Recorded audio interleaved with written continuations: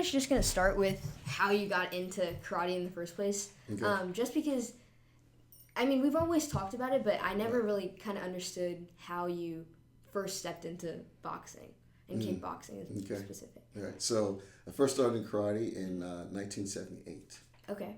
Wow. Yeah, I was 14 years old. And we only had one karate school in my area, so I was bullied in school, and so, you know, I was like small, and I was very athletic always. Okay. I always played sports, but it's still, even if you're athletic, you still can be bullied. You know what I mean? Yeah. So being a shy, introvert kid, my mom put me in martial arts, and we kind of started there and gave it a try.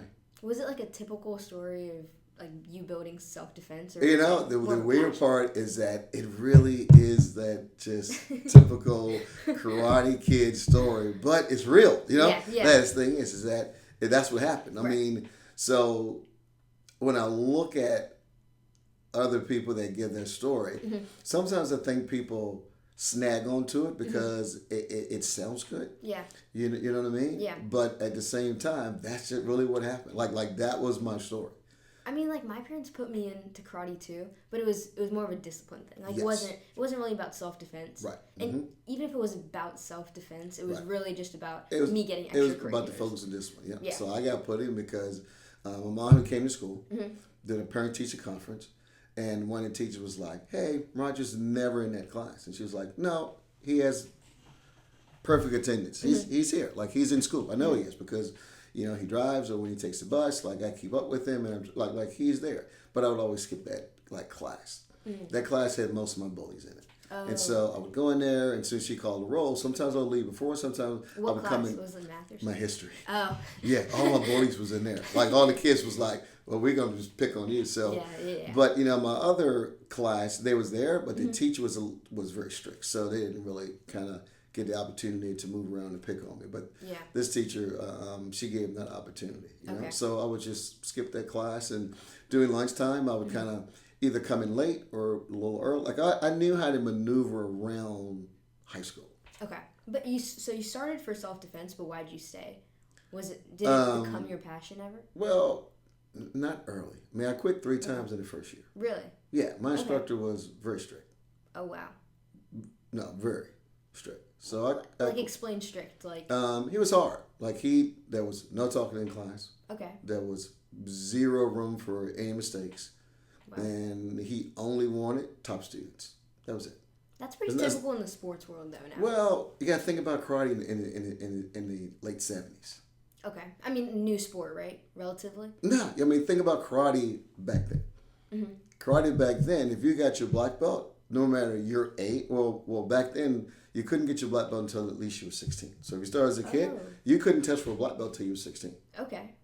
Why is that though? Because they wanted to say if you're a black belt, you can actually defend yourself against anybody, an adult or whatever. So there's some value behind there was a lot. Okay.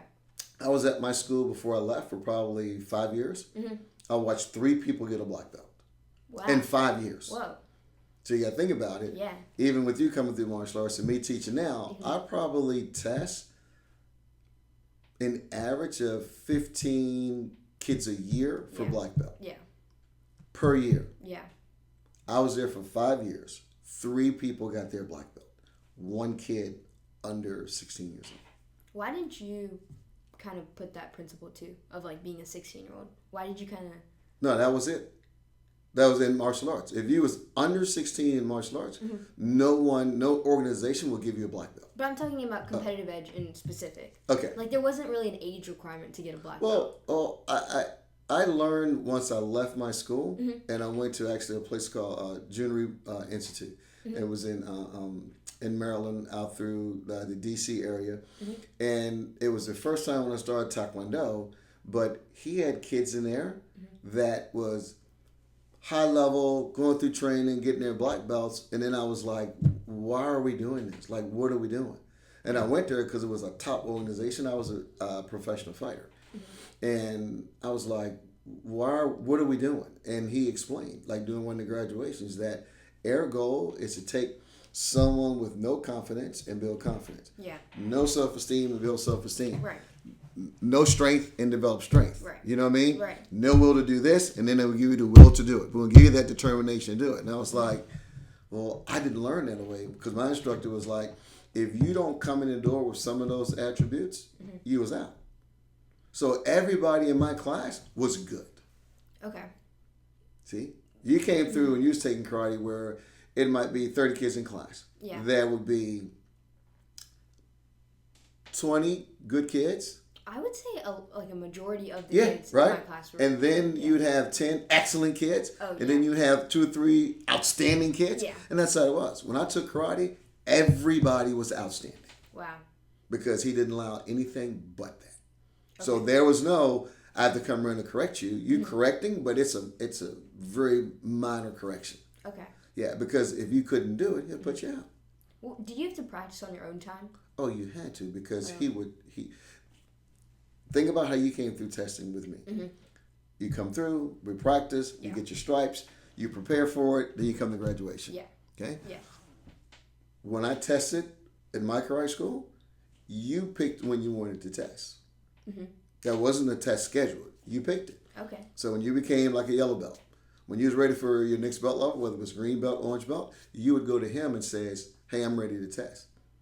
And then he would test you. Did a lot of people fail? Yeah, because he didn't prepare you. He was like, when you're ready, you come to me. Okay. We got stripes on the belt, but you can stripe it. You could test it 1 stripe, 2 stripe, 3 stripe. It didn't matter. You could test whenever you want to. He said, you guys can test whenever you want. To get your black belt, it's all up to you. Okay. But I'm not going to help you do it. Like I'm going to teach class. Yeah. And when you test, you get 2 mistakes on your test. I don't know if I get that concept. Like, you're setting or you're testing somebody based on your standards, but they don't know your standards. No, his stance was very clear in class. A front kick looks like this, and it only looks like this. But you don't get, like, approval that you're doing it right. No, he did in class. But you better go home and practice. Like, he would correct you in class. Okay. Yeah, because you got to think about it like this. Mm-hmm.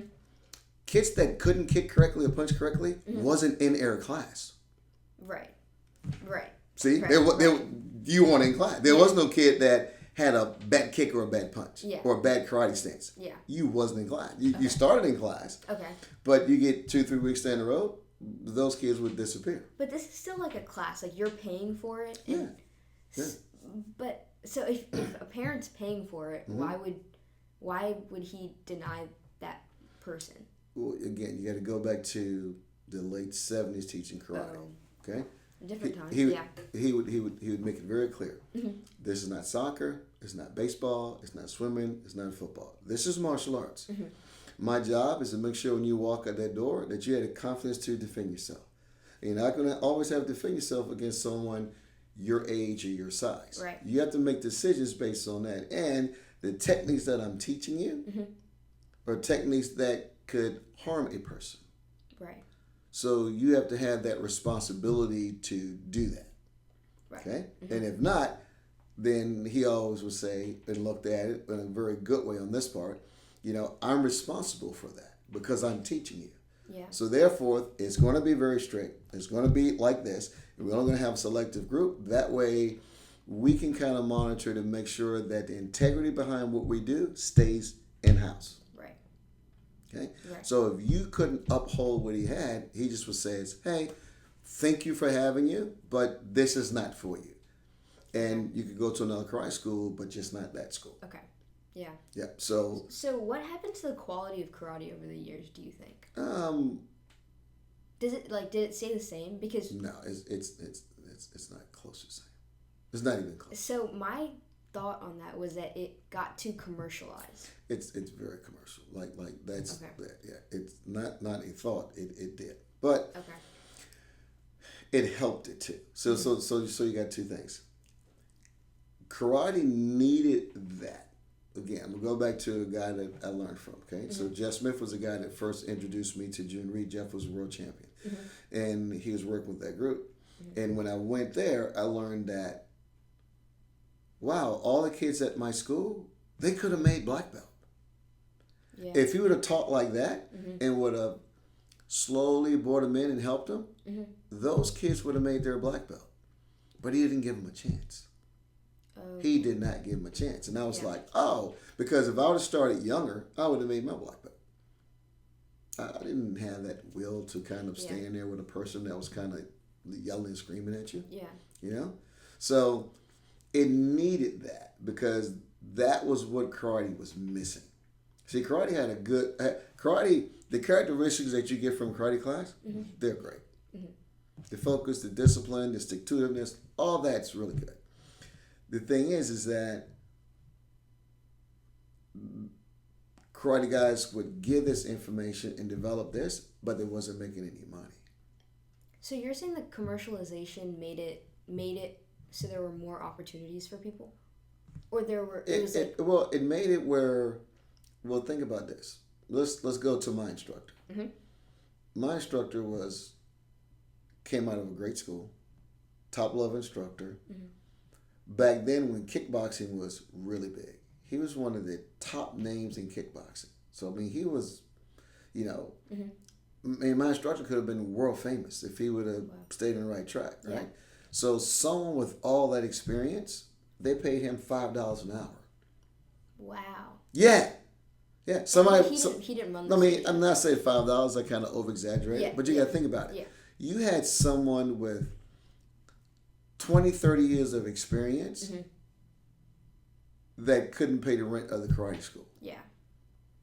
Couldn't buy his car. Yeah.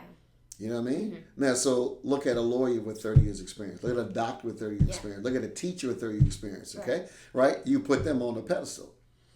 So these karate guys that were great masters in developing all these students, they weren't making any money. Yeah, my instructor would work a full-time job and then come and open the karate school. Wow. And all the helpers were full-time workers and come and volunteer for help.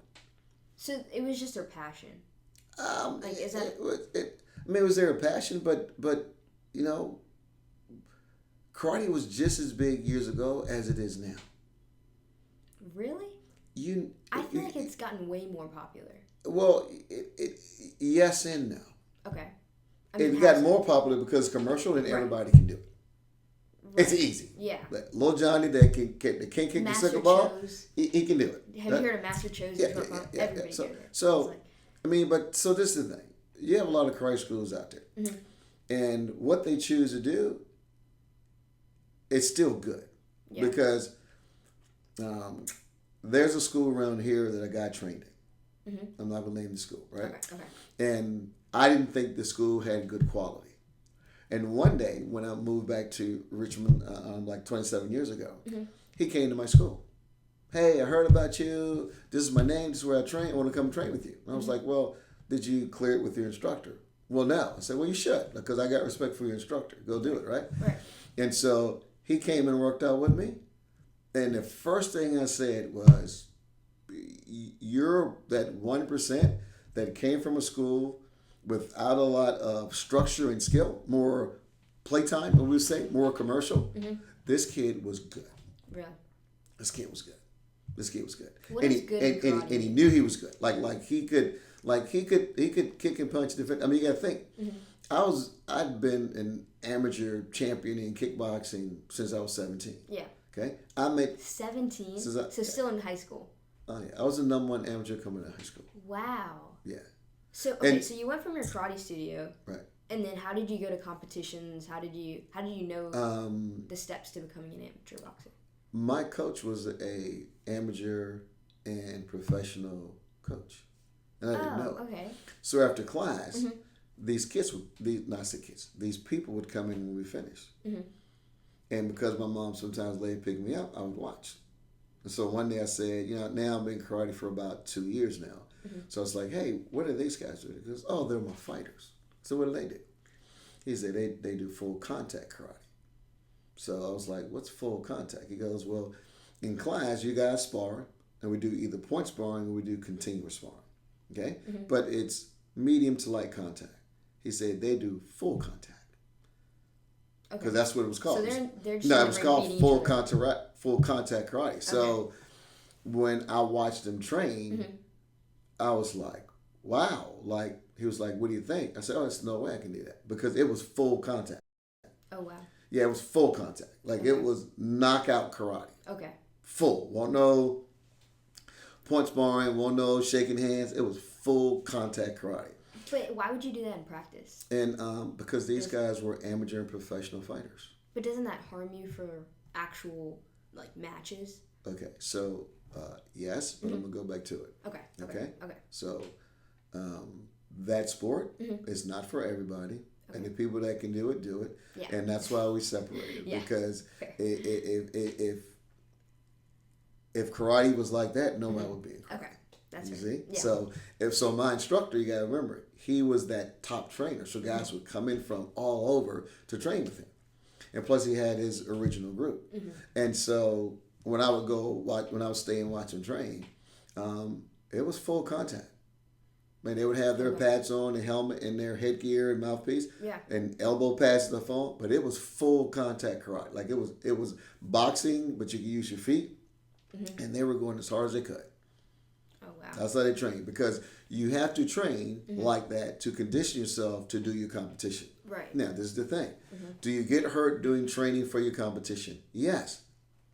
Do you get injured all the time doing training because it's so hard and now you're not 100% doing competition? Yes, but it's not for everybody. It's only for the people and the students that can do it. But when you say can do it, what do you mean by that? Well, you got to think of... because everybody gets injured. Well, it's not about getting injured. So you got to think about... I look now, since I've been in karate for 47 years, right? I look now at my karate school and the organization I was with. And when I came through. All these people that came through my school, it was me and one guy was the only fighters. We had a lot of people to come to the class. We had a lot of people to train with us. We had a lot of people to come run with us. We had a lot of people to do sparring drills with us. 2 of us made it. And out of the 2, then one guy, he didn't turn pro. I was the only one to turn pro. And then once I turned pro, I was the only one from our organization that accomplished what I did. Yeah. And he told me as we was going, he goes, 1%'s going to make it. You're that guy. And when he started training me, he told me, he goes,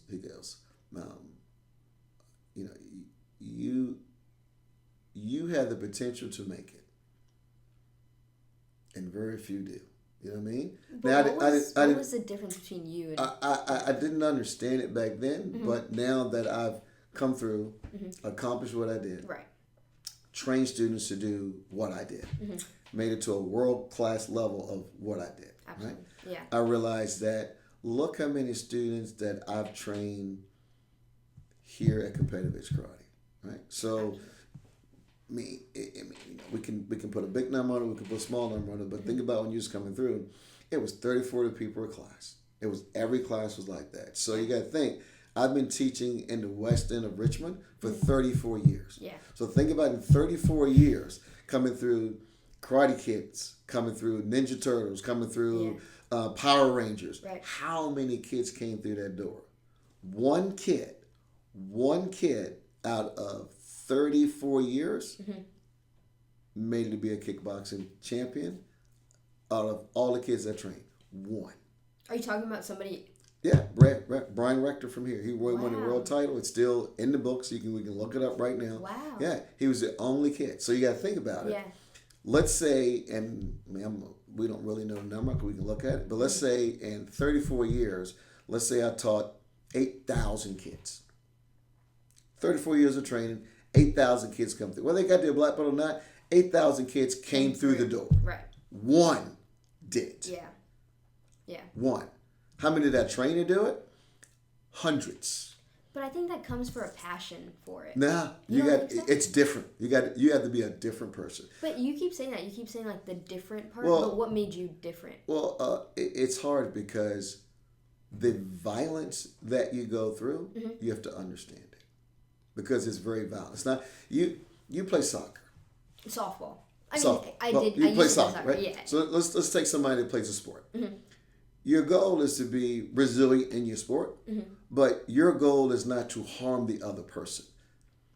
If you play softball, you can't take your bat when you miss a pitch, and the catcher is worried that you're going to hit her with the bat. Yeah. If you boom strike and you turn around and the rule says you can turn around now and hit her with the bat, it'll be different, right? I mean, yeah, but it could be physical in another. It is physical another way, but that's not your intent. Okay. Your intent is not to harm them. Yeah. Your intent is to hit the ball. Right. Your intent is to catch. Your intent is to do this. Your intent is to do that. Right. Our intent is to make it where you can't walk. Okay. You can't breathe. We knock you out where you consciously can't move for a certain amount of time. That's how we win. Wait, but that's a choice. Like the extent to which you decide to do what we do. Yeah, right. It's a choice. But even if it's a choice, you got to think about it. So let's break it down. Okay. 8,000 kids came through competitive edge karate that I taught here in the West End. I've been looking to train someone to be a kickboxing champion since the first day I started teaching.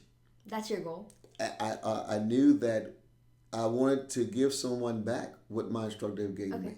Other than teaching karate, I knew that was special. Okay? I didn't realize when he said you're only going to have one or two that's going to do it, I didn't realize how selective that group was going to be. Yeah.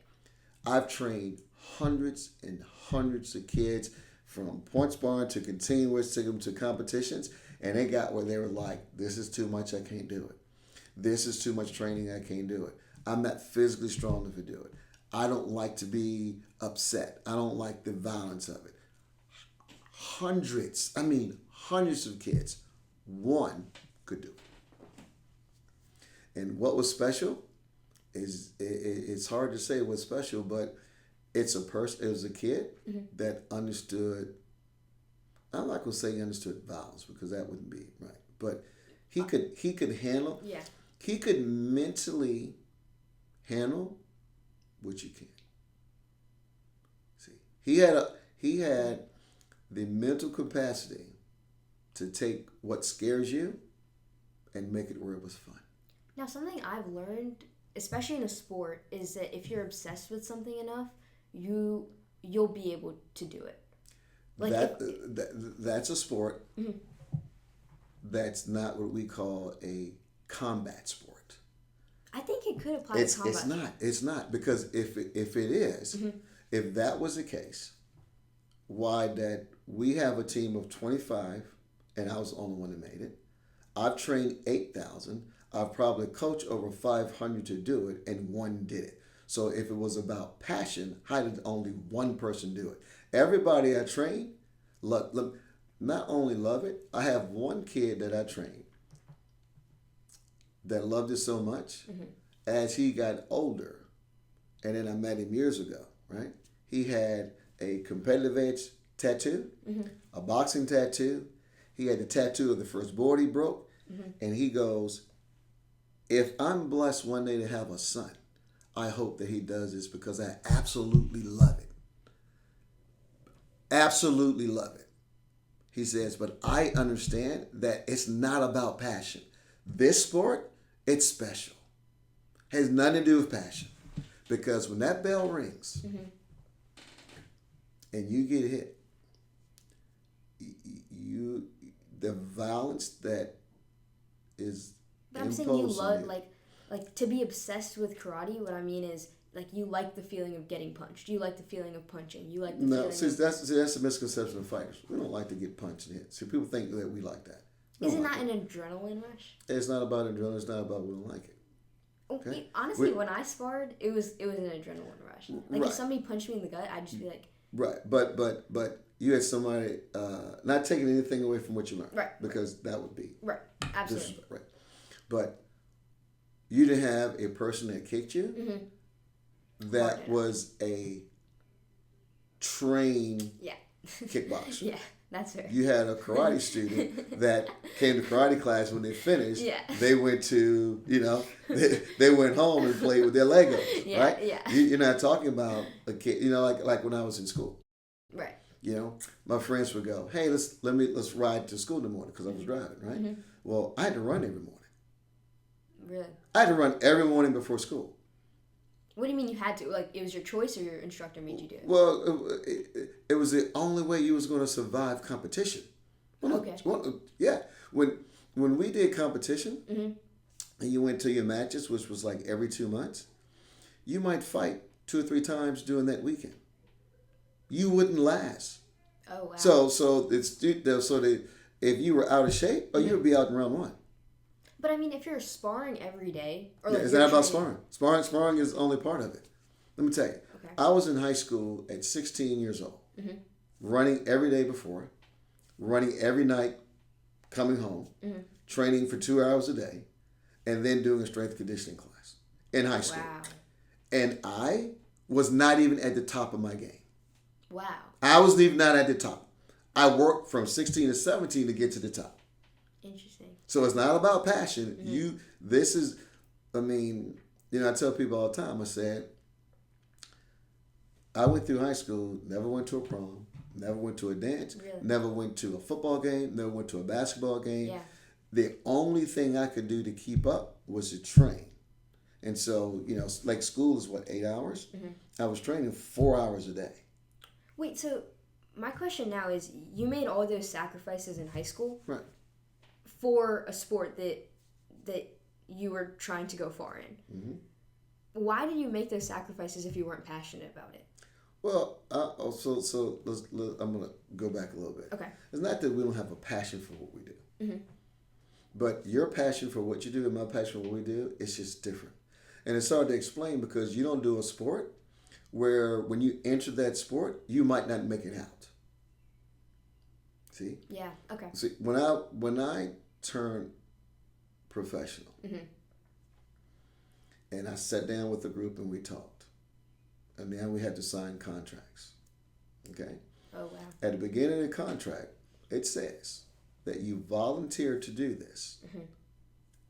in case of death. So you're signing your life away. You volunteer to Yeah. do this in case of death. You sign, you print, Mm-hmm. and you initial. At the end of that contract, it says the same thing. When you are a professional fighter, even in boxing, we watch all this stuff out there now. Do you know that you have that organization that's providing you with that opportunity to do that? There's no insurance on you. Everything is on you. And you're volunteering to do it. The only thing they're required to do is to give you medical attention while you're there. Outside of that, you have nothing. You're volunteering to do this. Mm-hmm. Okay? So if you, we don't want these things to happen, but in boxing today, there's 10 deaths in the ring per year. Wow. Okay? There's no cases that you win. Yeah. There's no money given. It's a volunteering act. So every time we enter that ring, you're saying to yourself, hey, we might not make it out. You're going to play a softball game. Mm-hmm. You might get hit by the ball. You might get hit by a bat. You might slide and break your leg. That's the worst that's going to happen. You're not going into the game knowing that might be your last game. Yeah. You didn't wake up that morning going, hey, I better say bye to my family because I might not make it out of the game. That's the life that we live. So what's the incentive to kickboxing? Like, why do you want to sign your life away? Like, why is that something? You want to be the best. So but the part that I'm not able to understand is you want to be the best over like guaranteeing your life. Like the risk versus reward in this scenario. Like how the risk or reward is extremely high because I can tell you how many of my friends that I started kickboxing and boxing with mm-hmm. that I can call right now mm-hmm. and we can't have a conversation. They can't Why remember. Oh wow. It's very sad. I mean, we have, if you are a combative competitor, yeah, you're gonna have PTSD yeah. when you finish. Yeah. And it's for life. But it is the glory. It makes sense. Yeah. The ones that do it, we all have respect for each other. Yeah. But we know that we're a selective group that was able to endure yeah. and make it through. Yeah. Yep. And it's hard to say because it's an egotistical thing, but we know that you're just not built like me. Yeah. And we can't explain it because I can do what you can't do. I can take my mind to a place where it's dark that scares you. Yeah. And we live there. Yeah. You're afraid to go there. Yeah. And it's where we hang out. So we go there, it's like an eagle. Right? An eagle fly at an altitude that no other bird can. And only the eagle can do it. So we're eagles. We go to a place where you can't go. Yeah. And we hang out there. And so when you think that you can do what I do, I go there. Yeah. Now you started young, so you started in high school to like compete in all these events. So did you ever struggle to split the difference between like your social life and now karate? Or did it always kind of... I mean, it was, my mom was like, if you decide to do this, because she didn't want me to do it. Oh, really? No, she was completely against it. Why? Was it not something she put you in? She for karate, not to fight. Oh, okay. Okay. Yeah, I remember the day I came home and go, Mom, I want to do kickboxing. She kept cooking and didn't even turn around, didn't even acknowledge that I said it. Oh, wow. Didn't even acknowledge it. Wow. And I said, Mom, like, did you hear me? And she was like, go wash up for dinner. And so the next day I was like, Mom, like last night I asked you about kickboxing training. They have it today. Can I go?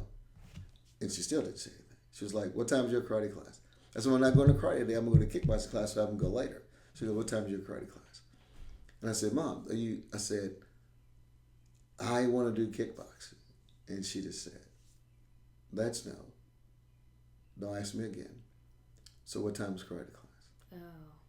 She said, she was not even up for a discussion on what it was or what it looked like. So how'd you compromise? Did she just give in? Well, it's not that she gave in. She made a deal. Okay. She says, I'll let you do it if you show me you committed. My mom was the one who suggested that I run every morning before school. Really? My mom was the one who suggested that on my way home, that she would stop off at certain spots and I would run home. My mom was the one who suggested that I started doing strength and conditioning. Okay. Wow. My coach endorsed it. Yeah. But she was the one. She goes, the day you don't do it is the day I say no. That means you do it every day. If you're sick, then you're sick. You know what I mean? Not going to make you do it then. She goes, but when you show me that you're not dedicated 100%, then it's done. And that was it. Did that push you to be more committed? Or, Well, I mean, it didn't really push me to be more committed. I just knew it was something that I wanted to do because think about what we just talked about. Think about that sport. Yeah. Think about that one person that can make it. Right. And then think about being in school. Think about being bullied. Yeah. Think about being an introvert kid. Yeah. Right? Yeah. Right. Think about not knowing, but now I'm dyslexic. Yeah. Right. Think about all those things that you went through. You're small. Okay. The third small school graduating. Okay. Kid in school. Right. You go that. And now full contact karate is what the UFC is now. Yeah. It was the biggest, baddest, combative sport on earth. And now I have an opportunity to be that guy. Yeah. You see me? Yeah. Yeah. Would you ever go to the UFC? Or would you have considered it?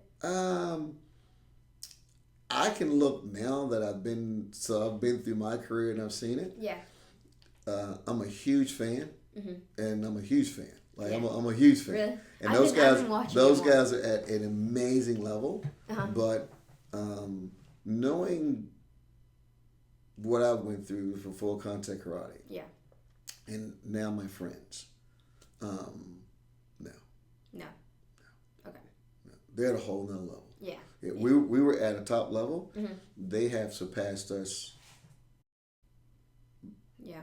By light years. Yeah. UFC is more about wrestling now. No, it's a striking combative sport. It just have so many components. But you have the wrestling, the jiu-jitsu, the striking, but if you study it, those guys are brilliant at what they do. Like we were combative warriors. Those guys are combative warriors. You would be surprised. But now, if you I would argue that if you can wrestle in the UFC, you have such an advantage. Because now, if you take it to the ground. Well, so there's two things to look at. Wrestlers do have an advantage because they're good at controlling people on the ground. Right. And you can take someone down. Right. But the thing is that you have to actually do one thing that we always talk about. You have to take the person down. And taking the person down, you could get your nose broken, your arm broken, whatever, taking them down. Yeah. So, true. so you got to remember, when you turn that TV on and you're watching the UFC, you're seeing the best people in the world do what they do. Right. So they make it look easy. Look at golf. Golf is very hard. But on TV, you got people standing this close to you. Yeah. And you're hitting a ball at that speed. Yeah. And no one's worried about getting hit. Right. Go try to hit a golf ball and see how far you can hit it. Yeah. And see how in a straight line you hit it. Right. And try to hit it between two trees. Right. And so we get that misconception that it's not that hard. No, those guys are the best of the best. And they've invested all their life into taking that one person down. Right? Like I did, we just an example what I did with kickboxing. Like I invested so much time in it that when my friends was like, "Oh man, I'll be a kickboxer doing this," I never said anything to them, but I knew in my mind, you can never do this. Right? Like when I won the title when it came out in the local paper, the kids that was in my neighborhood. I've been in karate for 3 years. They never knew I was even taking karate. Really? I can tell you that I probably had 3 friends in my neighborhood that even knew I was taking karate. I got my black belt in karate. Won the amateur kickboxing title before my friends that I hung out with every day knew I was even in karate class. What? How did you not pick up? I mean, you didn't go to all these schools. They always knew that. Well, so where I live, right, we had all the lights on the basketball court and stuff like that. So they always had an understanding that, well, before the lights go out, Roger has to go home. Oh, okay. And so I was always leaving before. And so when it was like, hey, why do you leave? I say, well, Mom said I can come out and play, but because I lived out a little further than they did from the court. She was like, she didn't want me walking home in the dark. So when I told them that, they was like, oh, okay. And once it was like, all right, if y'all gonna believe that, then I ran that for 3 years. Wait, why'd you not want them to know about? To get teased. Really? Why not? Why would it? I mean, how you go from being bullied in school, being teased, to not being teased? Like, how does that work? So now I'm in karate. And you're not going to tease me more? You're not going to pick on me more? You've already seen me. Why would they pick on you more? Because now you know how to defend yourself. Well, that's not cool.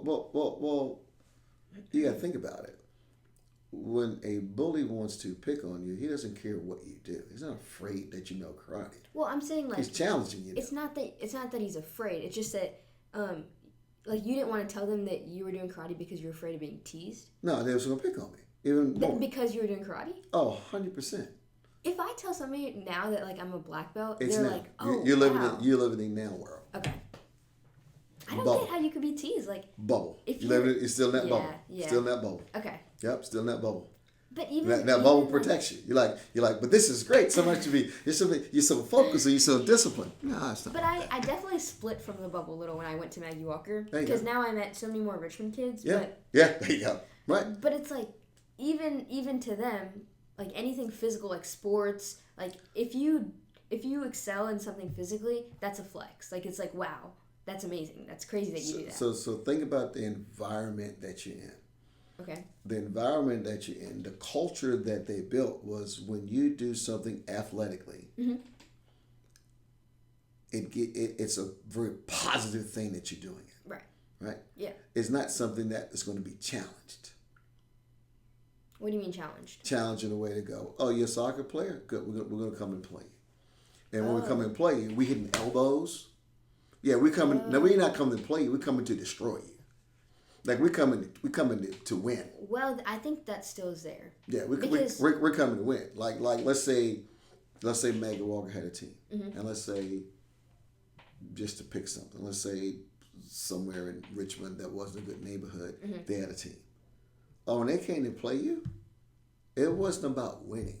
It was about destroying you. I think that's still the same because right now in softball, like if there's a D1 commit on a team that we play, it's not about whether we win or not. Because honestly, we probably won't win. But if that D1 commit doesn't get a hit, it's like, oh, we lost, but as long as that kid didn't get a hit, like we beat that kid. Like it that competition still definitely exists.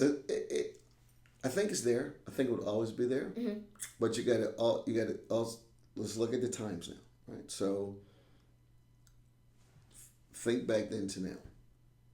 Back then, you could do things like that, and there was no legal ramifications to what happened to you. Now it is. I mean, think about now. If you go to school now and someone pulls a knife or whatever like that, I mean, the police are going to get involved. Like, everybody's going to get involved.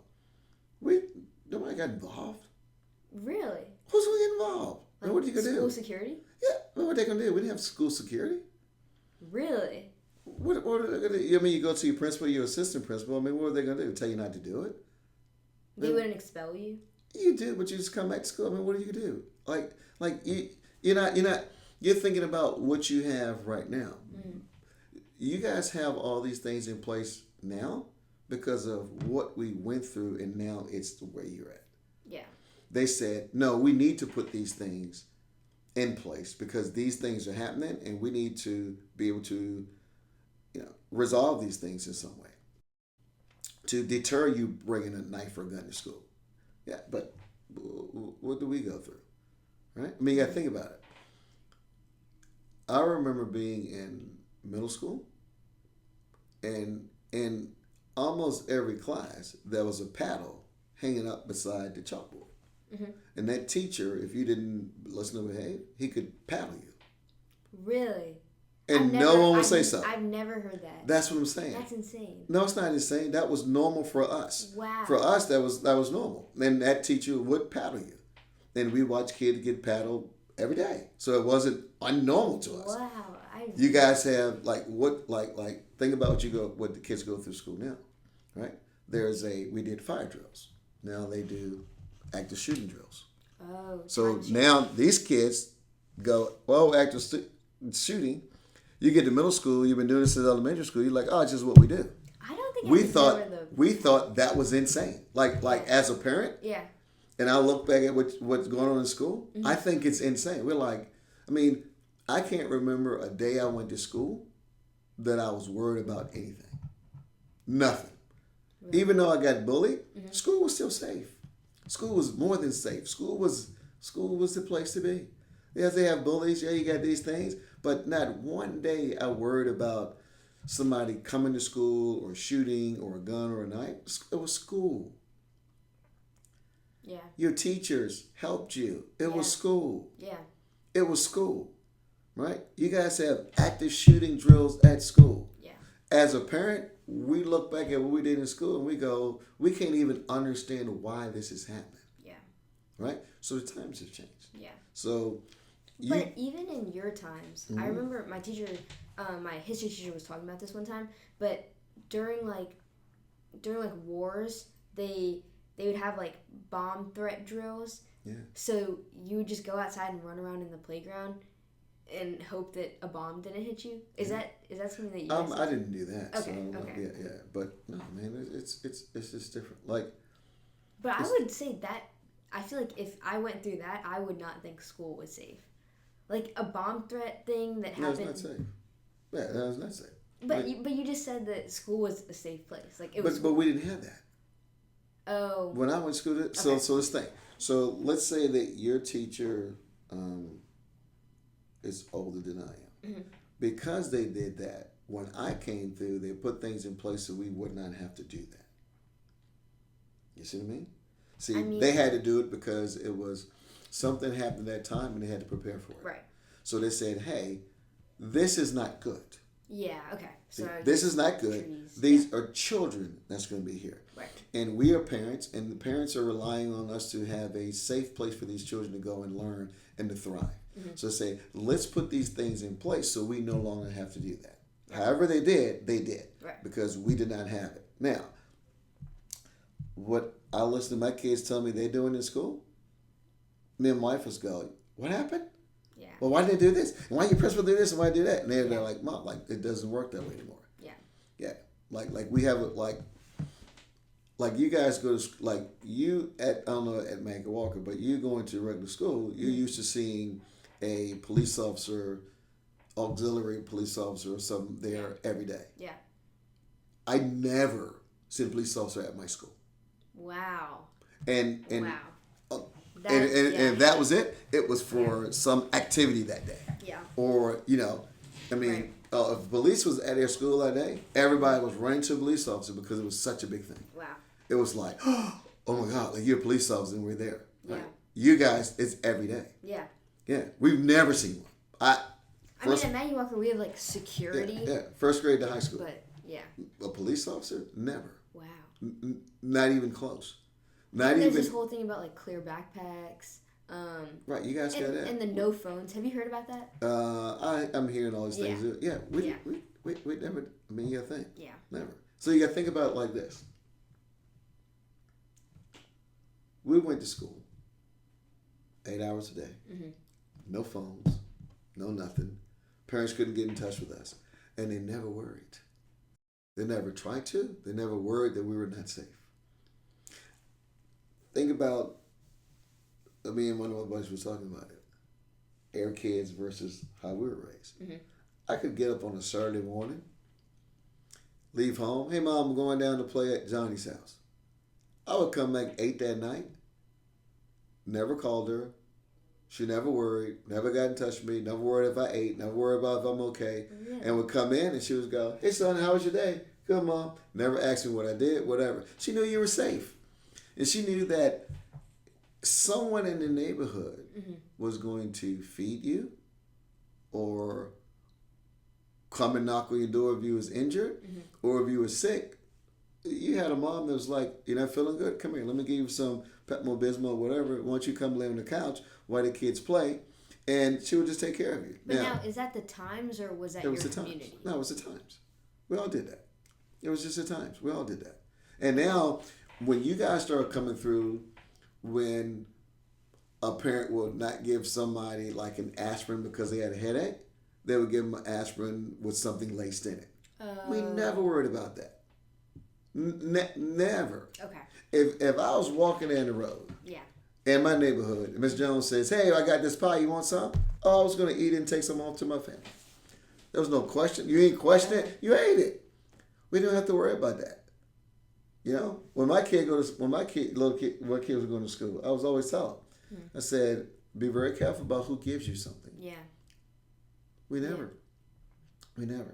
I would come home with my lunchbox and have different things in it because me and 3 kids at school would always, share and trade. And my mom would open it and go, "Oh, you got some things? Okay, I'm just going to put this in today." Never worried, never did anything. I mean, think about Halloween. Yeah. Yeah. I had to check my kids' Halloween candy. We would go trick-or-treat for Halloween to places we've never been in their life and trick-or-treat and eat the candy coming home. And our parents never said, dump your bag out. Yeah. Let's check it. Let's make sure it's okay. You know why? I mean, why do you think Because times have changed like that? Oh, I mean, people got worse. People will start doing bad things, and they're. But you don't think people did bad things when? They did, but there was checks and balances. There's no more checks and balances on what we did. I think there's more checks and balances. Like a police officer in a school, is that not more checks? Well, you got to look at what a check and balance could look like, right? What do you mean? Well,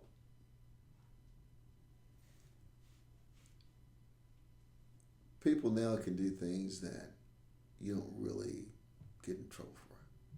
When I came through, you would get in trouble for it. Okay. Okay. I mean, you think just look at some of the things that cases that you look at and whatever. A guy kills a girl, he gets a year in prison. because of some technicality, he got off, right? So there was something in there that allowed him to get off. But because he was young, we would say, oh, he's young and we want to rehab him, so we shouldn't, he's young and he made a mistake. But you said earlier you could have brought a knife to school, and nobody would have said anything. But now, but because we didn't. But you wouldn't stab anyone. We had. I went to a school that was Patrick Henry, so it's more in the country. Oh, you went to Patrick Henry? Yeah. Oh, I didn't know. And so most of the kids there hunt. Yeah. And fished. Yeah. So they were always, if they didn't have their gun, maybe their rifles in the car, in the windows, we would have a little rack there, and they had their knives sometime because of working and whatever. Mm-hmm. Not one time there was any incident of a person stabbing someone with a knife or having a firearm. Yeah. Yeah. Never. Yeah. Never. See? And even if the security, when I say security, the teacher that volunteered to go out when we were leaving at the end of the day to make sure it was okay, if he saw that and he would say, oh, you guys are going to hunt? Yeah, man, I'm going to meet my dad after this, and if it's a Friday afternoon, I'm going to meet my dad and we're going to go hunt just before dark. It's like, all right, good luck, we never worried about that. We never worried about that. We didn't even think about stabbing someone with a knife. That was not even a thought we had in our mind. Okay. We never thought about that. So times have gotten worse, so self-defense is more important? Is that... Oh, yeah. Well, self-defense will always be important no matter what era that you live in. But is it more? Yeah. Because, think about it now. Look at what we hear daily on the news, from elementary to middle school to high school. Yeah. The fights, the shooting, the stabbings. But is that now, my question would be, is that more about the physical aspect of self-defense, or is that more you knowing right place, right time? Well, wrong place, right time? Wrong time. You can always be in the right place at the wrong time. You know what I mean? Yeah. See, so you have to be very careful when you look at self-defense, because you can't put it on a shelf and then take it off the shelf when you want to. Okay? Mm-hmm. If you took your car right now and stopped at a grocery store and went in there to get something for your parents or whatever, and went home, you don't realize that someone is in that parking lot watching you do that. They just chose that at the time you were there, or because of the traffic that was there, that they decided not to attack you.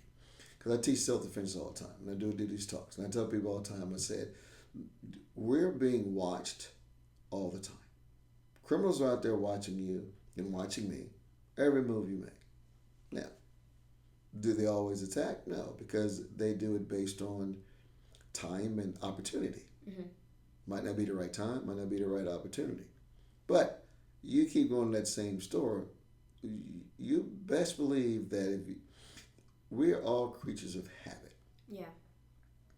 We do the same thing, right? I agree with that, yeah. You have people out there that know that we're creatures of habit. Their job is to study us as creatures of habit and attack when we're vulnerable. But because you have not been attacked, you go, oh, I'm safe. No, you're not safe. You're being watched. I did a self-defense class one day, and I presented everybody with that. And a lady stood up. She was like, that's not true. And I was like, okay, your choice on what you choose to believe in. That's fine. I'm in martial arts. I'm around a lot of martial artists. I'm around a lot of, I have friends that's military, special forces guys. Mm-hmm. And so over the years, I've been exposed to a lot of things. You know what I mean? Mm-hmm. And some of it I've chose to knock on the door and learn about so I can share it with my karate students. Yeah. Right? And so... Do you have specific examples of that? Of just something that you've experienced? Oh, I've had my house broken into. Oh, wow. I've been attacked. I've had guns pulled on me. Really? Yeah. But these are things that, you learn and that I share with people. But, it's not something that you want to go and your parents sign you up. Mm-hmm. Well, guess what, Mom? I know self-defense because of this, right? Yeah. And if I said that, your mom would probably say, you know what? you're probably a good karate instructor, but because you've experienced these things, I now can't trust maybe where you have been or where you hang out. So therefore, because you had this experience, maybe you're in the wrong place doing some wrong things, and I don't want my kid to be involved with you. I think that makes you more credible, though. As Well, on one side, yes, and so one parent says, yes, I want my kid to learn by somebody with experience. On this side, the parent says, no, I don't want my kid involved with anybody who experienced that. See, it's two sides. Sure, yeah. No matter what you do, it's two sides, okay? And again, when you look at it on a logically, you go, I want somebody with experience. Yeah. But over here, this parent is a helicopter parent. She wants to be in that bubble for life. She wants someone that's clean cut, and I want my example for my kid to be clean cut. Yeah. All right. So I don't fit clean cut. Yeah. Right. Yeah. I don't fit clean cut. But back to the story. This one lady, after we got through, she says, "Hey, can I tell my story?" Right. And this was 15 minutes after the lady had said, "Nobody's really watching this," and she said, I always thought no one watched us neither because my husband was a police officer when I first met him, and now he's not. He's retired. He says, and he used to tell me that. He says, but that people wouldn't watch you, or that people was watching. Oh yeah. Right? She says, but you're my husband, and it's your job to protect me. So you're gonna give me these ideas like this for me to be a little bit more aware. She goes, I'm a school teacher. She said, so one day, normal day at school, but now I have to take my car to the shop, and I have to get some work on it. She said, but when I took my car to the shop, they had needed it for a couple of days, so I got a rental car, right? And she said when I went to school the next day, she said a gentleman that was walking through the parking lot was like, "Hey, how you doing?" And she was like, "Okay," and he was like, "Well, you missed yesterday. I thought you were sick." And she was like, "Who are you and why you asked me this question?" Like, "No, I didn't miss." And he was like, "Well, I didn't see your car." Oh. And she was like, "What do you mean?" He goes, "I walk through here every day, and I come through normally when the teachers come." He goes, "And I didn't see your car." He goes, "Because you like to back in, and you do it every day, and I noticed that you back your car." And he goes, I have a habit of backing my car, and so I recognize that right away." He goes, "But I didn't see your car yesterday, and the car that I saw wasn't backed in your spot, so I thought maybe you were sick." And she was like, "Why'd you have the information?" He goes, "I walk through here every day." And she was like, she went home and she was like, "Oh my God." Yeah. Yeah. And she told that story. She said, yeah, he told her. He goes, I watch you every day. Wow. I don't say anything to you, but I know. Wow. But he was a very nice man. But he says, "Hey, I thought you were sick. I didn't see you. You back your car in. Yeah. You didn't back your car in. Yeah. I saw a car." And she goes, "Well, I was late because I had a rental car, so I just pulled in." And he goes, "Well," he said, "I'm glad you're okay." He goes, "Have a great day." And he goes, she said, "I've looked for him like in the parking lot, hadn't seen him.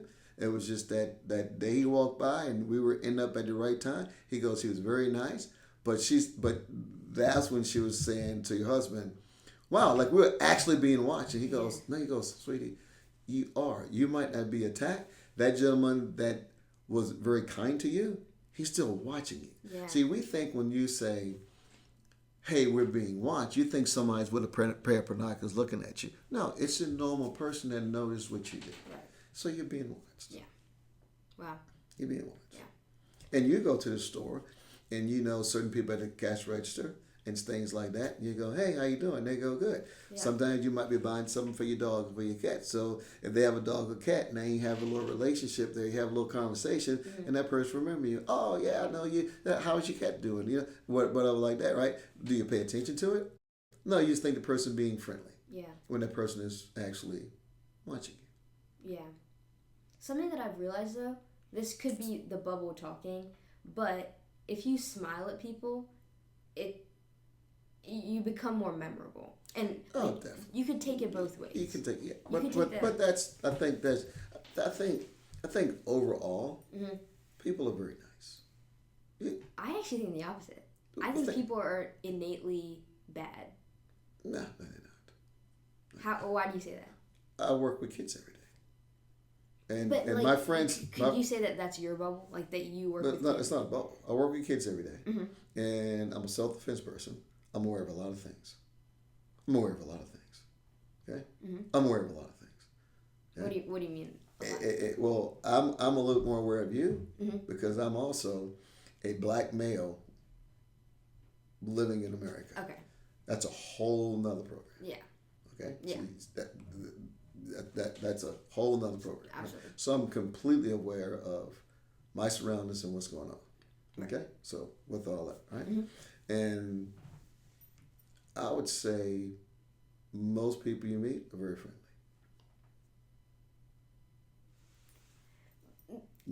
I think the same thing, or I thought the same thing, but then when you hear these stories of like stuff that happens in the news, like considering like me saying that people are innately bad is me considering that my circle, like my bubble, is not like the reality. Like there's the fact that there's like kids killing parents, like parents assaulting kids, like the whole relationship that's even possible is that it just makes it so clear to me that there's so much potential for bad in human nature. No, it is. It's a lot of potential in there, but if there's potential, who's to say that somebody won't act on it? I mean, it comes from a lot of different places. Your environment, your culture, things happen to you, your emotion. I mean, it comes from a lot of things. But you got to remember. So my friends ask me all the time. They go, "Why would you work with kids and kids are so bad?" And I go, "Kids are not bad." I don't think kids are bad. But I think the environment shapes you to. But talk to somebody else. They go, "Oh, kids are horrible." You see them in the store. You see them this. Kids are horrible in like an innocent way, or kids are horrible in like a vicious like. Well, I mean, if you would ask a school teacher right now, and she could be very honest, she would say, "Kids are the worst I've seen ever." Okay, and are they? I think kids just be kids. Yeah. Yeah. I agree. But it's also how you handle the kids. Right. Yeah. Right. See, just because I'm a school teacher doesn't mean I understand how to handle and control kids. Yeah. I'm a teacher. I might be able to teach math, but I don't know how to control a class. Yeah. It's different. See? That goes with parenting. I don't think humans are naturally bad, but I think they're conditioned to become bad. Life will condition you. Yeah. Life will change you. Yeah. And there's this whole thing about confidence that comes with parenting too. Like if you say certain things to your kids, they'll start thinking psychologically a certain way, and that conditions them to be underconfident. Which I mean, like, you gotta be careful because it could be a false sense of confidence. Like sure. Yeah, like words to. Are these things that you explored in your book? Those are all in my book. Oh, really? All in my book. Wait, talk a little bit more about your book. All in the book, okay? Because the book is about. So the name of my book is How to Overcome Adversities While Learning Life Skills. Okay, and then I just kind of put it through martial arts training, because when I look at my martial arts training, I had a lot of conflict over here that I was working on. Right. But the karate kind of gave me a way to navigate through that. You know, thinking about how to throw a punch and how to do this and getting frustrated, and think about me going from a karate student to a fighter. There's a lot of frustration. Yeah. And being a fighter, there's a lot of downtime. I would think. There's a lot of downtime. Okay. A lot of downtime. Because you're always striving to get better. Right. So you're always striving to compete against someone taller than you, stronger than you, so there's obviously faster than you. Failure. A tremendous amount of failure. Yeah. So for me, failing is what I do, and if I fail 4 times a day, I'm probably going to go home and eat a bowl of ice cream. If you fail 4 times a day, you're probably going to go home and jump off a bridge. And so our perspective is different. Yeah. Because of my sport and then yours, right? Right. And so It's not that I'm conditioned to do that, but it's okay emotionally for me to do that. Right. And when you say you and it want doesn't bother me. You know what I mean? It's like, oh, I got to learn. But that failure, if we get a little bit of success, it's worth it. We're motivated to do it again. Right. You think about kids in karate class. You can't function with a little bit of success. If you come to class and miss your stripe, you destroyed. You've seen it in class, right? So that kid that's destroyed by his stripe already know, well, if I wanted him to be a competitor and he was good, he doesn't have the emotional capacity to function like that daily with me pushing him, with hard coaching. You know what I mean? He can't do it. He's like, they get a stripe. Okay, well, you come tomorrow. Right? And so I have to also look for that kid that, he doesn't get a stripe or misses belt. And you're like, well, that's okay. Yeah. I said, okay. I said, why doesn't that bother you? He goes, well, it's just a belt. Okay. See? Now, the parent don't want to say, oh, it's just a belt, because then it takes the value away from the belt. Yeah. Right? Yeah. But I understand that for him, it's not about the belt. It's something bigger. See? He's maneuvering through class with a whole different picture than what you are. You're looking at belts and stripes. He's probably looking at how good he is. Right. He's probably like a yellow belt that's thinking he can beat a blue belt. See, I need that kid. And when you say you, like through your book, you were exploring how to tackle adversity through karate, or like through a lens in karate, is that what you're talking about? Like, well, so it's 6 chapters in there. Okay. The first chapter is on making choices. All your choices have consequences. That's what the first chapter talk about. And we made that the first chapter because that's that one thing that if we can get down early in childhood, you can maneuver through pretty good. You know what I mean? It's like the choice of a parent. I know that if a kid wants to run out in the rain because it's fun and it's probably healthy, right? For your confidence and for your emotions. But as a parent, I go, if you run out in the rain, you're going to get sick. You got to take a day off from school. I got to miss a day from work. And we can't afford it. See? And so, therefore, instead of allowing that kid to explore and run out in the rain, you do everything you can to not let him do that. Yeah. You see what I mean? Yeah. Because the consequence of doing that, it's great. But not thinking that if I let him run out in the rain today and he gets sick, I no longer have to teach him this anymore. Ever again, yeah. He knows. Yeah. And now he makes the choice. Yeah. To do or not do. Right. So as he gets older, if it's cold or if it's raining, he knows. I can make a choice to do that, but I already know that the consequence of that, I'm going to get sick. I don't like being sick because I have a play coming up at the end of the month, and I need to be in that play. So he won't do it. Okay? Right. And it's the same thing that I teach in karate class. Right? Because you might not remember all the things, but I always give you guys choices. Hey, you want to do this or do that? And I'll go, okay, you can do it. And then I would do something. Yeah. And they'll go, why'd you do that? I said, because you made this choice versus that. Right. Right? Right. And so it was a lot of little things in there. I was like, all right, get on the line. Put your toes on the line. Some people would have the toes passed. I said, oh, you can get push-ups. Yeah. Well, my toes on the line. No, it's past the line. Yeah. No, that's the line. So this is past the line, right? Yeah. But those are little things that you get maybe a push-up for. But those things also shape you to understand that every choice I make has a consequence to it. Yeah. And if you make the wrong choice, it could send you in this direction. Okay? And so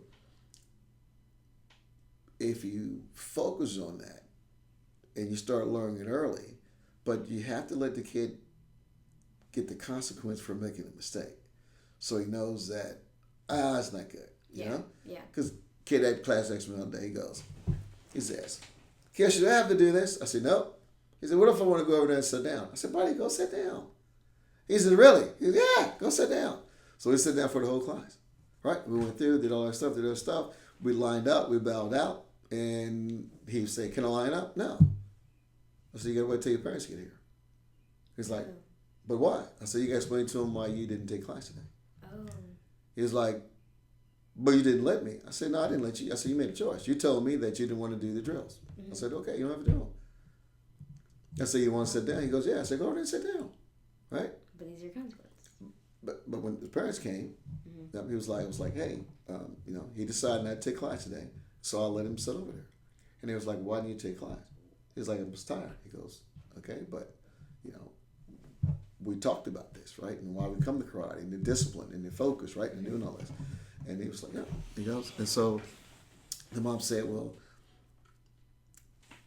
Kiyoshi, we're going to talk to him a little bit more at home, but what do you want to do?" I said, "Well," I told him, the karate kid, I said, "So you realize that since you didn't take class, now I get to take your belt." Oh. I said, "And you have 2 stripes on your belt." And I went and got the scissors and I cut them off. I could have peeled them off because it's just tape. Yeah. But wouldn't get the same effect. Yeah. So I cut them off. I said, "So now you have no stripes and you have no belt." And so immediately he's crying, right? Oh. And I said, "You don't have to cry. You made a choice." I said, "But remember in class, you said, 'Can I sit down?' And I said, 'Why first? Are you not feeling good?' You said, 'No.' 'Do you have an injury?' 'No.' I said, 'Okay.' I said, 'So you're just going to sit out of class because you want to?' 'Yeah.' He goes, 'You realize that that's not what we do, right?' Okay? First rule that we have, how to conduct yourself in class, right? That's what we talked about first, right? So, right in the student place, how are we going to conduct ourselves in class? It says, you're choosing to do this. He goes, 'Yeah.' I said, 'Okay, buddy, go sit down.' And he ran over and sat down. So then, all that happens and he cries. And I said, 'You made a choice. You made a choice, yeah. This is your choice.' Yeah. Yeah? When can I get my belt back? I don't know. When you show me that choice you made was the wrong decision. Right. Okay? How long is that going to take? I don't know. So, he comes back to class, he works hard. Can I get my belt? No. I said, you had your belt and it took you 2 months to get 2 stripes. I said, it's going to take you 2 months to get your belt back. Oh, he bust out crying again. Oh. Yeah. Ah! And I was like, "Why are you crying, buddy?" He goes, "I've worked so hard." I said, "That's what I'm trying to explain to you. You worked so hard to get here. Why would you sit out of class when you're 1 stripe from going to the next belt level because maybe one day you're tired?" I said, that everybody in class is tired. They all got up at 6 in the morning. They all had to go to school.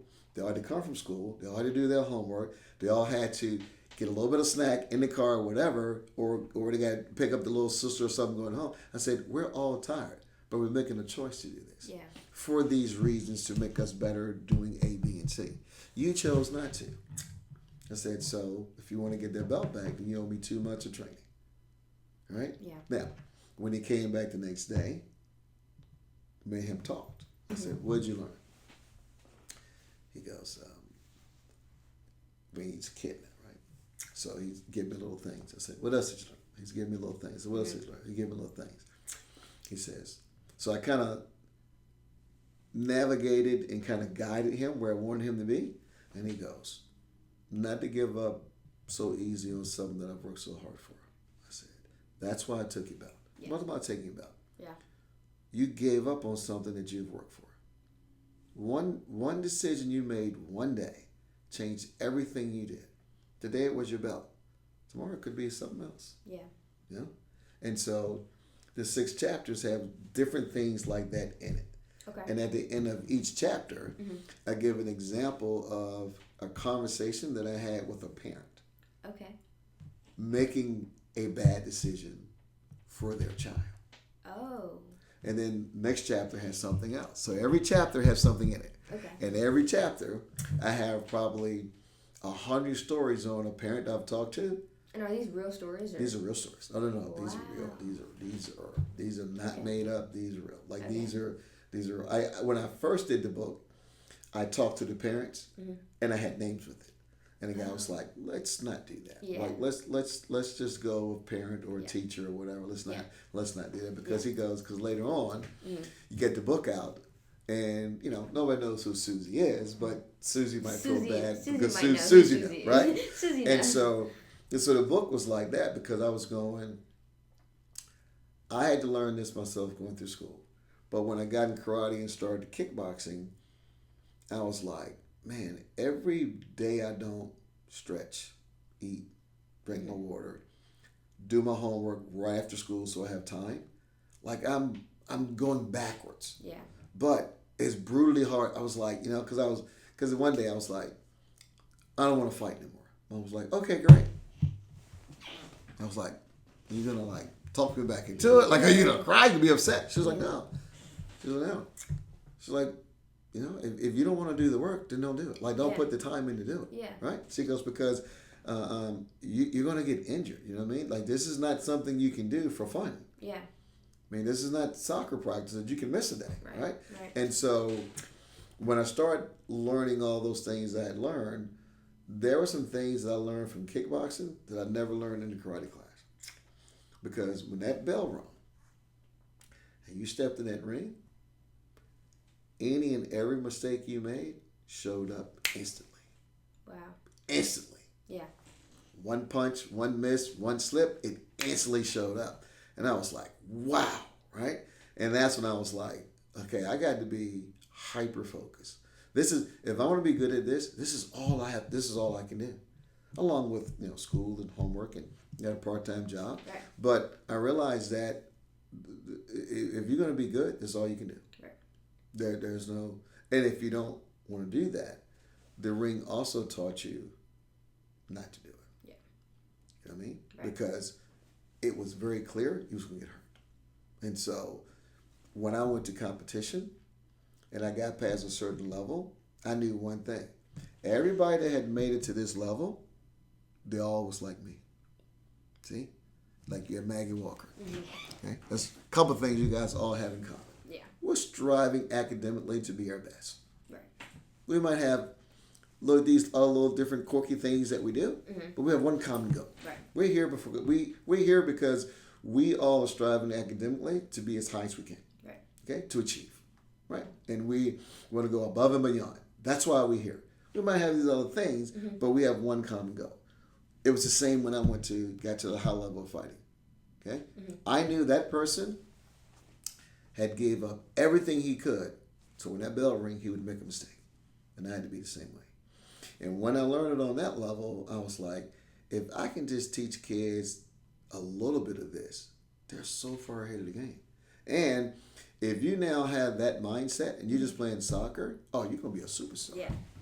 Yeah. Right? Yeah. Yeah, you're going to be a superstar. Yeah. Because you don't even need it. Right. But if I can get you to think that way, you're a superstar. Yeah. And that's the other part that a lot of students, including yourself, didn't understand what I was doing. Yeah. You guys looked at me as a karate instructor, not knowing that I was a amateur champion. Yeah. Professional champion. It took me a while. I had been on the world class team. Yeah. And I had a mindset of winning. Right. And I understood it on a level of one mistake, you lose.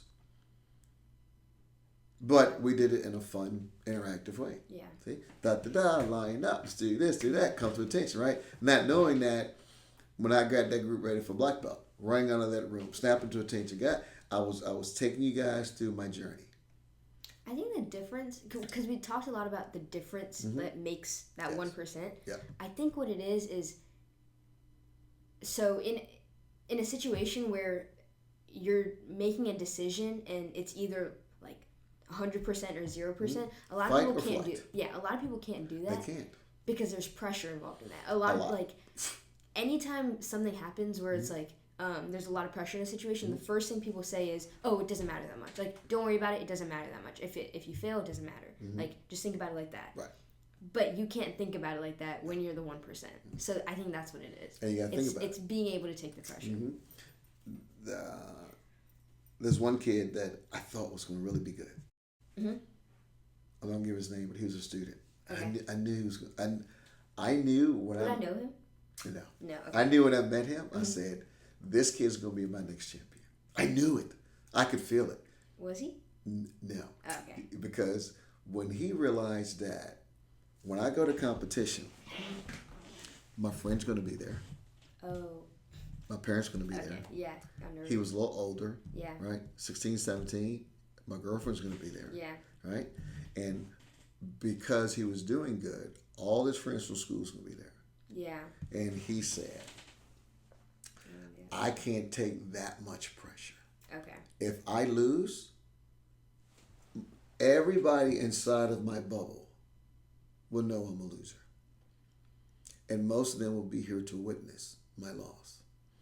And the only way for me to lose is to get beat up or to quit. Yeah. So now they would know me as a person that got beat, or I would quit. Yeah. So now, before the fight, and I'm training, I'm looked at as a superstar. If I get beat, I'm looked at as a loser. Yeah. And he says, I'm out. Okay.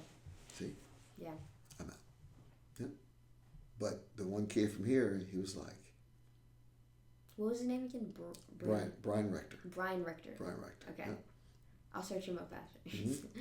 Me and Brian was talking one day, and I said, buddy, what do you think about losing? He says, I don't like it. I said, what don't you like about it? He says, I don't like it at all. I said, you know what it takes to be a winner, right? He goes, not really, but I think you do. I was like, yeah, but my winning, your winning could be different. I said, I don't understand losing, but my instructor told me that. He says, I'm going to teach you psychologically how you can get where you understand to lose. Mm-hmm. Okay? Because my instructor was more of a sports psychologist. Okay. Very scientific on every approach. Yeah. Very mental. Strong mental. That's why it was hard to kind of be with him, because his mental would take you through this level. And he was like, I don't want to be there all the time. He was like that all the time. Right? And that's a skill. That's because a skill. To be that analytical all is, the time. Yeah. All the time. And he thrived in it, you know? And I was with him one-on-one for years. So every day we had these talks, every day, about how to visualize and your thought process. And he would read books to me about your thoughts and your patterns of your brain and how it works on your subconscious mind versus this. Like, I was a young kid and he was teaching me these things. Mm-hmm. You know, think like this, look like this. You know what I mean? Mm-hmm. The first book we read together was Psycho-Cybernetics. Okay. Psycho-Cybernetics. And it was about understanding how to create an image of who you are. Mm-hmm. And he says, you're a champion, but I need you to think about being a champion before you be a champion. You have to already think and know that you're a champion before you come. Like your parents try to teach you confidence, right? Yeah. Before you go to school, think that you're going to pass, you're going to do good, right? So it's the same, but it's at a very high level, because the consequence of losing is detrimental, right? And so we would work on things like that. So even when I was out there teaching you guys, I had been working for 20 years with a mindset like that, and I had accomplished it myself. And now I'm bringing that to 6-year-olds, right? Yeah. But nobody knew, right? Yeah. And so, circle back to the book and what we was talking about. Mm-hmm. When I met with that group and they could explain consequences and making these choices versus that choices, I was like, here it is, right here. Yeah. I said, you guys have. And I don't think I asked this before, but the group that you worked with, were they related to college, or was this just like an independent study? No, it was a company. It was a company. It was a company. Okay. And it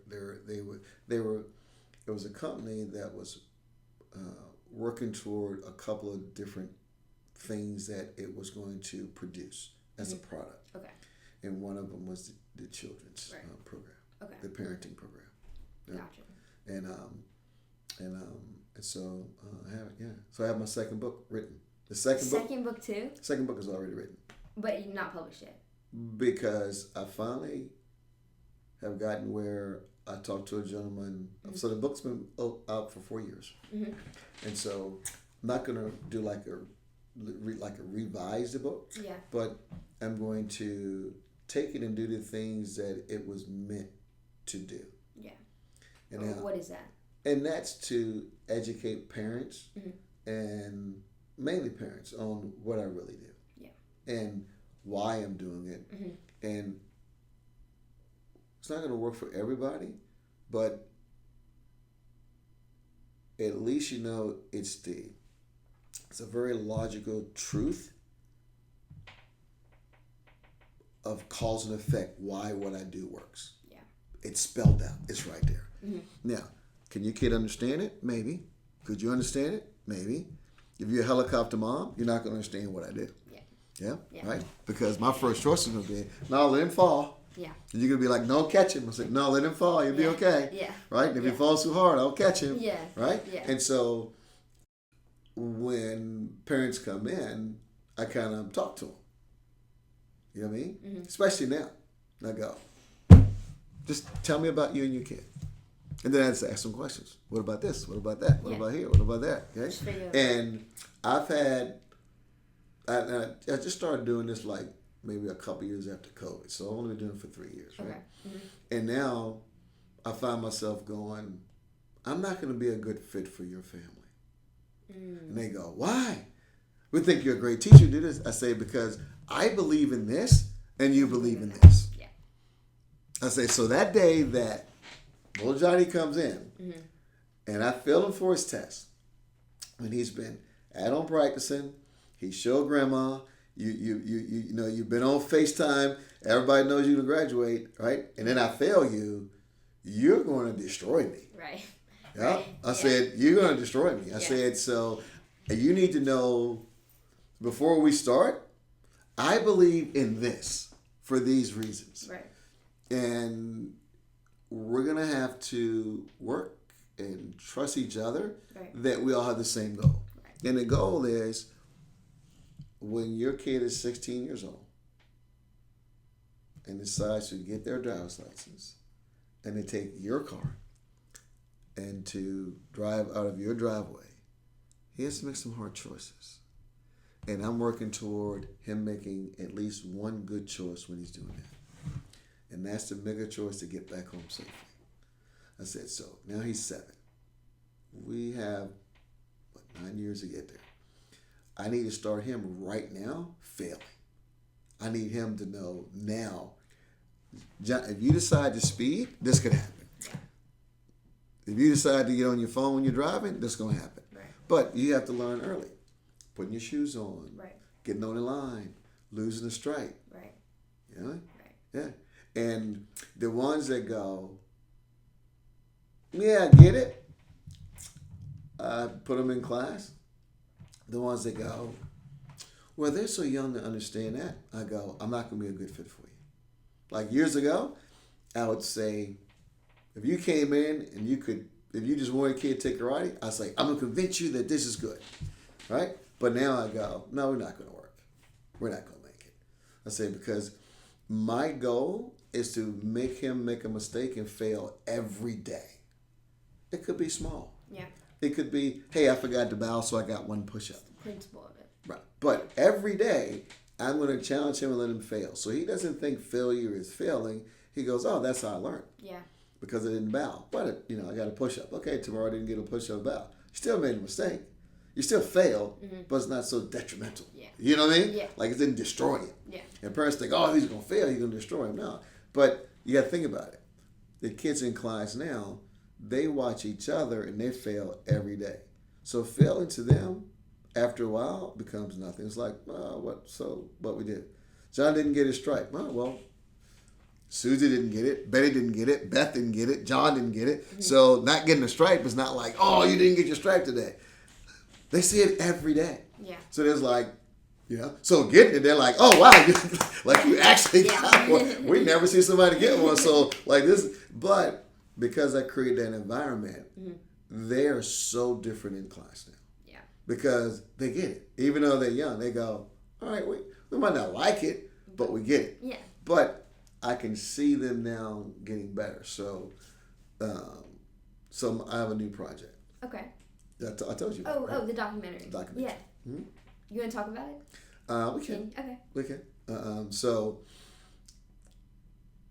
I wanted to take the book and the chapters in the book, and there's also a video that I put together about kids going from elementary school to middle school to high school, and how each thing, that chapter I have in the book, has to do with them learning and growing, from making decisions to, whatever they're doing. And so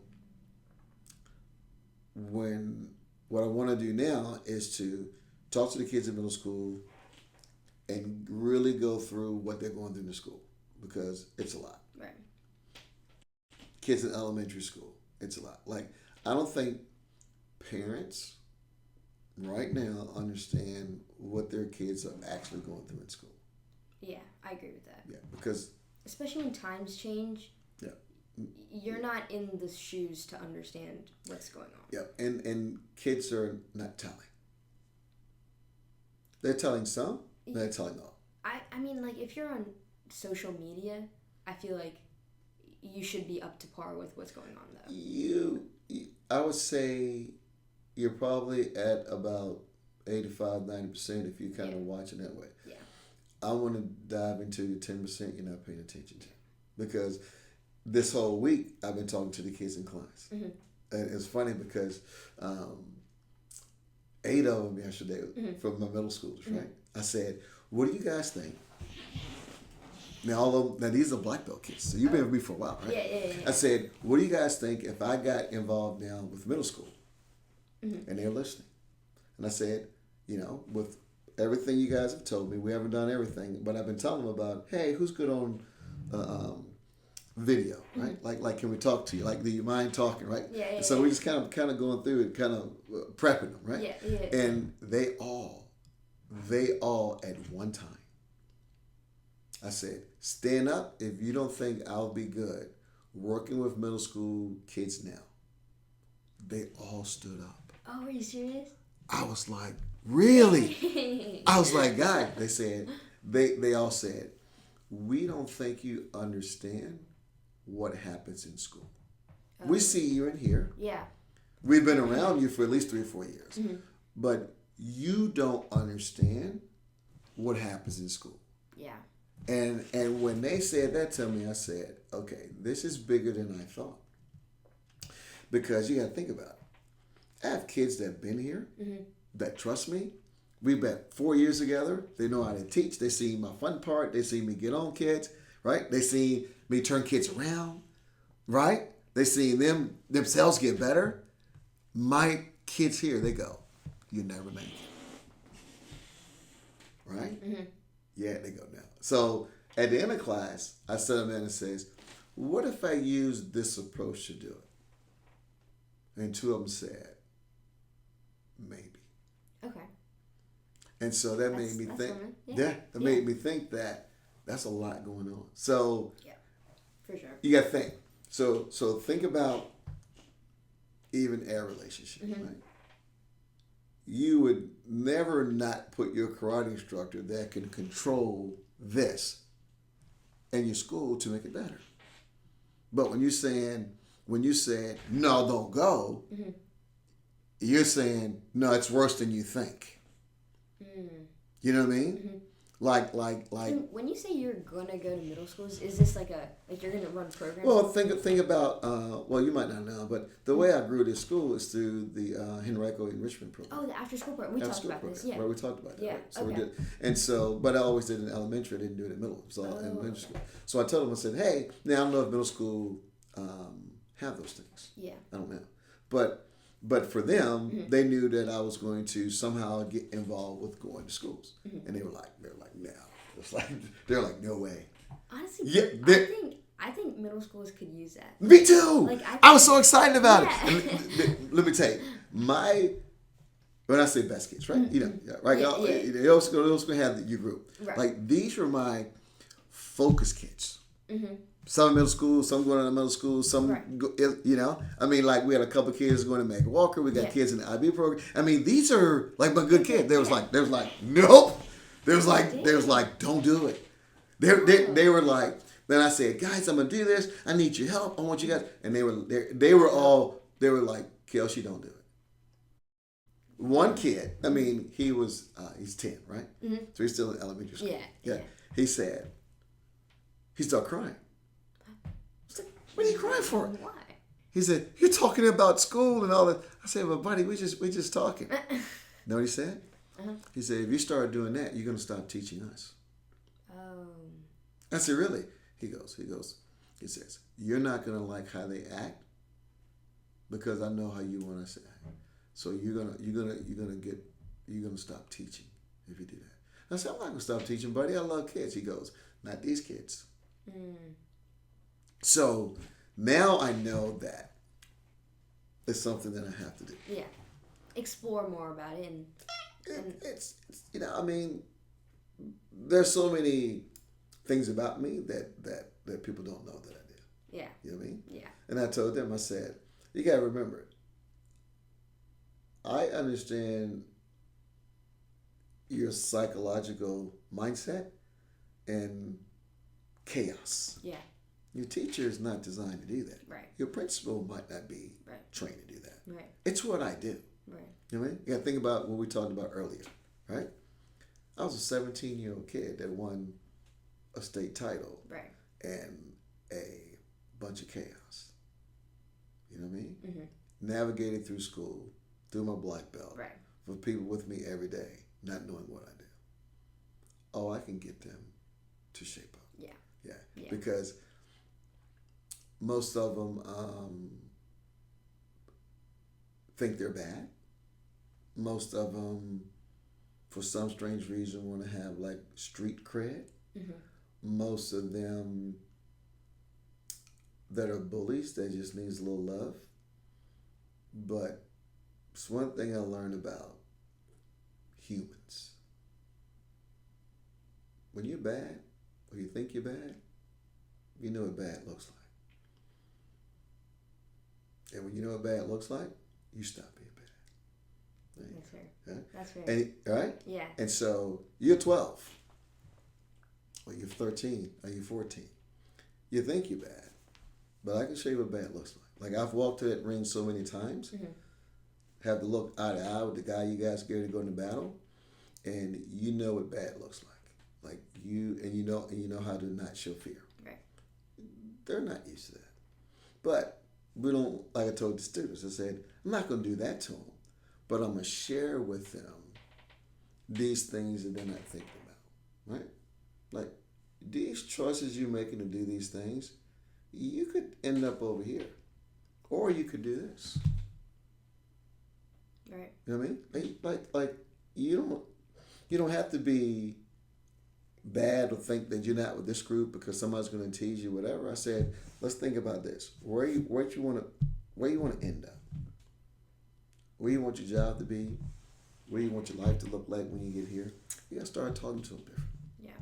Because they're children. Right. It could be upset, right? So once you navigate and figure that out, they come around. Right. But you got to give them a reason. They don't realize that. They think that because they're so chaotic at school, I'm like, I can't control them. I said, no, they'll be fine. Yeah. They'll be fine because I'm not your average school teacher. Yeah. You're doing some really good stuff, Mr. Dabney. I respect the work a lot. You know? Yeah. Yeah. I'm not your average school teacher. Like, when I walk in the room with you, it's a whole different ballgame. Absolutely. Because you know that at any time I can get you. Absolutely. And I will get you. Yeah. And your school teacher might not have the skills to get you. Right. Or might not even want to get you. Right. Right? Yeah. My job was to beat people up. Right. Right. So my approach to you and the school teacher's approach, and the school teacher could be combative. I don't know. But you see what I mean? Mm-hmm. It's different. So when I walk in that room, it's just different. Yeah. Like you go, he's a little different. Yeah. He's our substitute, but we might need to sit here and watch him write Mr. Rogers on the board and pay attention to him. Yeah. So, and I don't think they understand that my approach is going to be different. Like I'm not going to go and scream and yell, and I'm going to say, you know what? Let's look at it like this. And if that's going on in school, I really want to get to the kids that are afraid to be themselves in school. Yeah. Right? I mean, especially if you go through the after school program, I feel like a lot of those kids are in situations where that would help. Yeah, and you're not going to tell. Yeah, because that's the kid the other day. So you bullied in school? No! Yeah. And we get to talking, right? And at the end, guess what he said? He goes, I'm not bullied because I know how to avoid them, and I move around in school like this. And my first thought was, buddy, that was me. That's called bullying. Yeah. But a lot of kids don't know. They don't know. Yeah. Yeah, I got a new book right now. A guy just put out about bullying, and I'm reading it now. But yeah, What they is don't. it? They don't know. It's I have to bring. It's called Bullying. Okay. But it's called The Truth, the Myth, and there's something about bullying. Okay. Yeah. That I'm reading now. But yeah, they don't know. It's because like you just think it's normal. It's normal. Yeah. See. Yeah. It's like this has always happened. So I mean like can't be that different. Yeah, it's normal. It's like, no, this is what we do in school. Yeah. And I go, buddy, you realize that you're maneuvering through school not to get bullied. Like your whole day is focused on not getting bullied. That means you're getting bullied. Right. Yeah. But he goes, nope, no one messes with me in school. Nope. I'm not being bullied. And then at the end he goes, well, I do like this. And so I talked to his mom and I said, has he talked to you about being bullied? She was like, no. She was like, did he say something to you? Oh. And I go, yes. She goes, well, what did he tell you? So I told her, and then he came out, and I said, can you tell your mom what you told me? And he was like, you shouldn't have talked to my mom. And then he said, so she said, are you being bullied in school? And she was very kind about it. He's like, no. She goes, are you avoiding all the bullies in school? He was like, yeah, Mom, that's why I'm not bullied. I know how to avoid them. Oh. And she was like, okay. And she looked at me. She was like, I did not know. I said, yeah. And so the kid's not telling, right? But they're afraid. But when we got to the end of class yesterday. This is recent. I'm doing this now. I just figured all this out like a week ago. Okay. Yeah. Okay. This all happened like in the last 4 days. Oh wow. Okay. Last 4 days. Okay. That I decided to do this. Wow. Okay. Last 4 days, right? And so yesterday we were talking all week. Monday we talked, Tuesday, different classes, different group. Friday in class yesterday, all the students that were saying, "Hey, don't do it," right? I said, hey, if I could teach you guys one thing to help you get through school or to share with one of your friends, would you do it? I was like, yeah. So I said, I want you to line up. I'm going to teach you karate like this. But I want you to think about it like this and do this. Right? And the room was silent. And it was nothing but focus. And I said to myself, you guys are scared.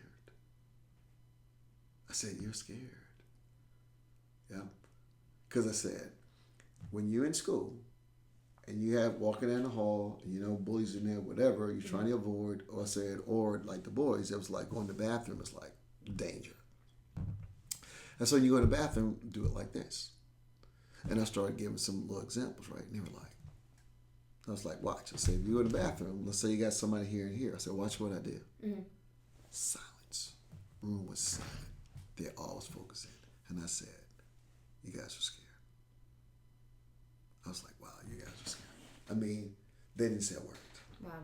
They were all focusing. So. I mean, reality of middle school. So I think that's cool. I was like, you guys are scared. Yeah. Because as soon as I had gave a whole different approach about being in the bathroom or being in the hallway at lunch, totally silence. Oh, and wow. I said, oh, we're definitely doing this now. Yeah. Because no, I say go for it. These are kids that I have that I'm working with. Yeah. And I'm going, why are we going to school, kid? I'm scared. Yeah. Like, what are we doing? Yeah. We just talked about it. I never went to school scared. Right.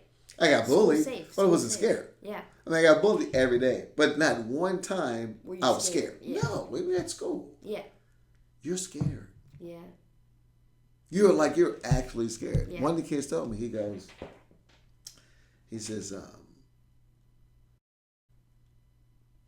I just know who not to talk to. Yeah. I said, really? He goes, oh, yeah. Yeah. I said, what happened to you talk to him? He goes, oh, it wouldn't go well. Oh. I said, really? He goes, oh, he says, that's 5 kids at school you just don't talk to. Yeah. I was like, he said, yeah. And so before we end. Mm-hmm. One girl, she's 13, almost 14. Mm-hmm. She says, "You don't really believe us, do you?" And I said, "I'm just learning. Yeah. Like I don't know, right?" And she says, "Let me show you the Instagram of kids in my class." Oh. It I gets said- crazy. It gets crazy. It gets a little crazy. Some of there's school ship accounts, school mocking accounts. It could get pretty crazy. I haven't seen it get pretty crazy, but I could see how it could get. This was middle school. Yeah. I was like, "What are we doing?" Yeah. Yeah. And so when I saw that, I was like, you have to be a little afraid of that because that's not normal. That's not normal. It's not normal. Yeah. And you got somebody there in your class. It's normal now. It's normal now. Right. It's normal now. So it's Yeah. like that. Yeah. Yeah. Good. All right. Well, thank you so much for your time, Mr. Dabney. Yes. I really appreciate this. It's Always always a good. great time talking to you. Always good.